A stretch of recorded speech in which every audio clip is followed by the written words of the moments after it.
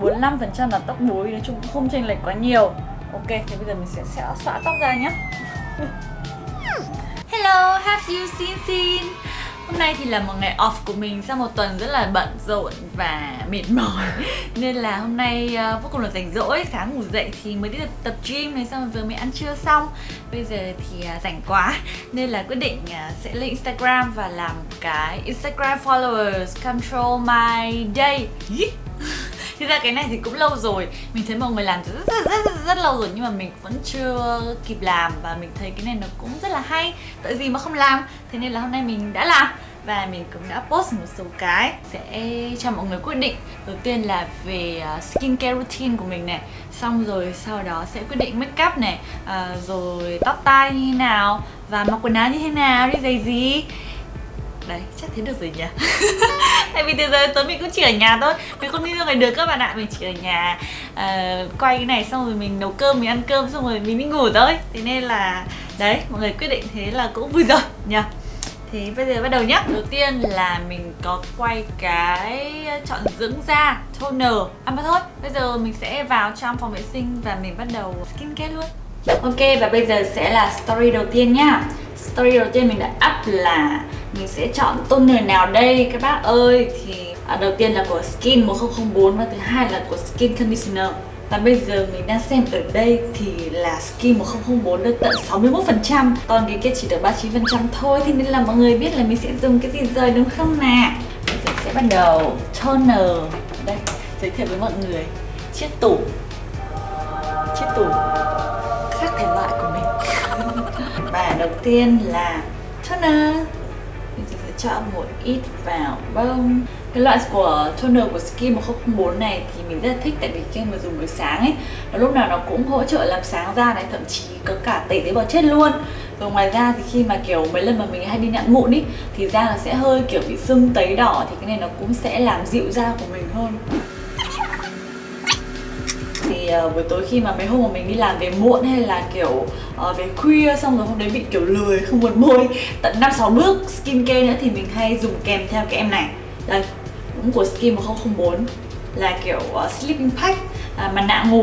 Mình rất là thích mặt nạ ngủ, tại vì thay vì bình thường mình phải bôi tận 5-6 bước mà hôm nào mình vội đấy, thì mình chỉ cần bôi một cái sleeping pack này thôi, và nó cũng đầy đủ các bước và làm cho cái da của mình như kiểu là hồi sinh sau một buổi tối đi ngủ. Mà chỉ cần đi ngủ thôi và da hôm sau mình vẫn đẹp như thường, chỉ cần đến một lớp kiểu đó. Tiếp theo mình dùng serum nhé.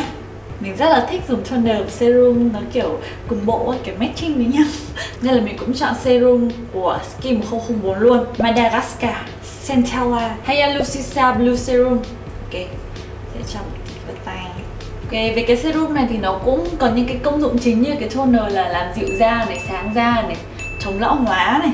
Và ngoài ra thì em serum này còn có cấp ẩm sâu tận 5 lớp. Và buổi sáng thì thực sự thì da mình là da hỗn hợp thiên dầu, nhưng mà mình vẫn phải cần kiểu cấp ẩm, thật ẩm để kiểu da của mình lúc sau make up nó không bị kiểu bong chóc hay là bị khô. Nên là mình rất là thích các em serum nào mà cấp ẩm, cực ẩm như kiểu này, mà kiểu ấy bôi xong thì nó sẽ kiểu ngấm vào da luôn, chứ nó không bị kiểu bóng nhễ trên bề mặt. Ngoài ra serum này sở hữu công thức Hyalucisa độc quyền của Skin 1004, giúp làm dịu da nhạy cảm và cung cấp độ ẩm dồi dào. Với các chất niacinamide và adenosine hỗ trợ dưỡng sáng da và ngăn ngừa các dấu hiệu lão hóa. Và hạt ceramide với kích thước siêu nhỏ sẽ giúp làn da hấp thụ dưỡng chất nhanh chóng để có thể duy trì làn da mềm mại. Kết quả mà mình cảm nhận được thì đó chính là serum Skin 1004 có chất gel siêu mát, sử dụng vô cùng là thư giãn và thoải mái. Vậy là mình đã xong 2 bước skincare buổi sáng vô cùng là nhanh gọn lẹ, nhưng mà vẫn đầy đủ các dưỡng chất cho da. Và nói chung là mình rất là ưng cái bộ sản phẩm của Skin 1004 này. Chỉ với 2 bước nhưng mà da lúc nào của mình cũng làm dưỡng sáng này, hay là cấp ẩm đầy đủ này, và nói chung là làm dịu cái da của mình nữa. Và ngoài ra thì thành phần của nó cũng rất là lành tính, phù hợp với mọi loại da, kể cả là da nhạy cảm nữa, nên là mọi người có thể yên tâm sử dụng nhé. Và nếu bạn nào mà thích mua bộ sản phẩm này thì mình có để cái link ở bên dưới bio để mọi người có thể mua bộ sản phẩm của mình nhé. Còn bây giờ thì mình make up đây. Và sau khi skincare đã xong thì bây giờ sẽ là đến bước make up. Mình đã cho mọi người vote là make up theo style nào. Thì có 67% là make up theo kiểu cute và 33% là cá tính. Thực ra mình post thế thôi nhưng mình cũng chưa hình dung ra là mình sẽ make cute là make như thế nào và cá tính là make như thế nào. Mình nghĩ mình sẽ có thể cân được. Ok, make theo kiểu cute. Bắt đầu, chiều lòng cả nhà nhá. Cute à? Cute thì chắc là sẽ các tông hồng xinh xắn dễ thương. Mình sẽ bước một sẽ là nền. Tại vì bây giờ mình chỉ ở nhà và nấu cơm thôi nên là mình xin phép bỏ qua bước ngay chống nắng. Vì dù sao cũng đã xế chiều rồi. Cái chiếc kem nền này của NARS mình dùng đã rất là lâu rồi. Mình cảm giác là nó nhẹ mặt nhất và nó cũng không bị kiểu trôi hay là không bở khi mà đến cuối ngày. Mình thấy bạn nào mà da hay kiểu nhờn hay là bóng như mình thì không nên bỏ qua cái lớp phấn phủ kiểu này. Mình hay dùng phấn bột mà dạng kiểu trong suốt ấy. Mình thấy rất là ngược đời khi mà bạn nào mà da khô thì thường sẽ thích make up kiểu bóng Hàn Quốc. Nhưng mà bạn nào mà da dầu mà bóng tự nhiên như mình là lúc nào cũng chỉ thích make up kiểu lì thôi. Càng lì càng tốt. Cách mí đối với mình là nó thay đổi cục diện rất là nhiều các bạn ạ. Càng lớn thì đôi mắt của mình càng sụp. Cái mí của mình càng ngày nó càng sụp xuống một cách khó hiểu. Mình mới kẻ thử cái mắt, dùng thử cái mắt của em MAC này cũng rất là thích. Bình thường thì hồi xưa mình hay dùng của Maybelline, nhưng mà đợt này mình chuyển thử sang dùng MAC thì rất là ok luôn. Mấy lúc mà mình đi biển hay là xuống bể bơi mà mình kiểu ngụp lặn mà mình không đeo kính bơi mà lúc mình ngoi lên thấy nó vẫn còn nguyên hai đường kẻ mắt mà nó không xê dịch tí nào, nên là rất là ok.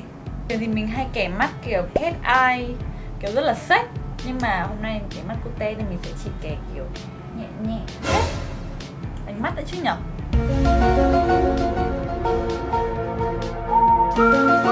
Mình cũng rất thích phong cách cute nhưng mọi người phải hiểu là bây giờ mình đã không còn cute như trước nữa rồi. Bây giờ cute phải để cho các bạn Gen Z. Nhưng mà hôm nay mình đã để mọi người quyết định mọi thứ và mình cũng sẽ chiều cho mọi người, nên là mình sẽ cute một hôm để cho mọi người thấy là mình không còn phù hợp với phong cách này nữa.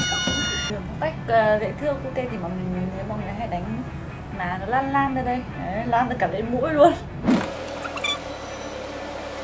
Mình có một tip để chải mascara lông mày, đó chính là khi nào mà mình đánh mascara mắt xong á, cái lúc mà nó gần khô rồi ấy, thì mình sẽ chuốt lên lông mày một tí thì nhìn lông mày của mình sẽ dựng trong cái kiểu tự nhiên.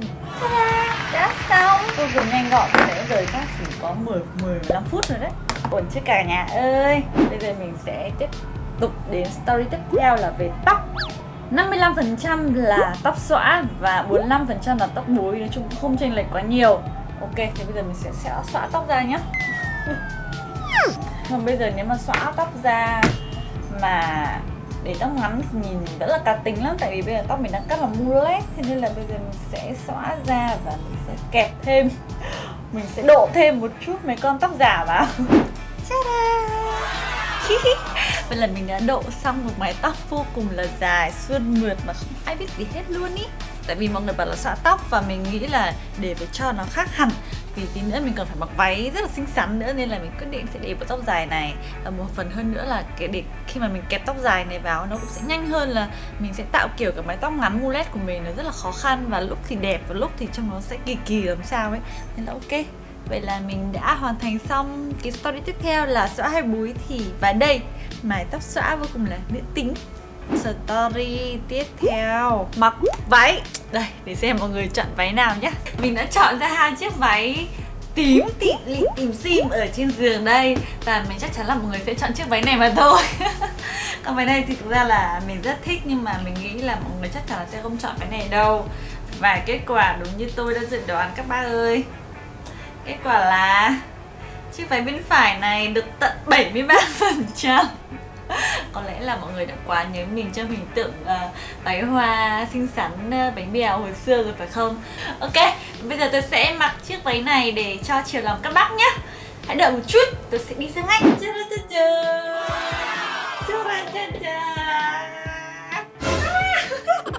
Đây mọi người ơi, chiếc váy hoa vô cùng là xinh xắn với mái tóc dài thướt tha.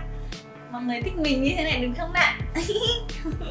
Ok, bây giờ tiếp đến sẽ là chuyên mục giày trong chiếc váy này. Bây giờ check xem mọi người chọn cho mình đôi giày nào. Đây, đôi giày. Vâng, tôi đã chọn một chiếc đôi giày Gucci sneaker để có thể vất vát là một chút năng động cho outfit này, nhưng không. Cả nhà đã chọn cho tôi một chiếc heels vô cùng là bình thường và lấp lánh này. Mọi người hôm nay muốn tôi phải gọi là được tính hết nút đấy. Ok, chiều luôn nhé.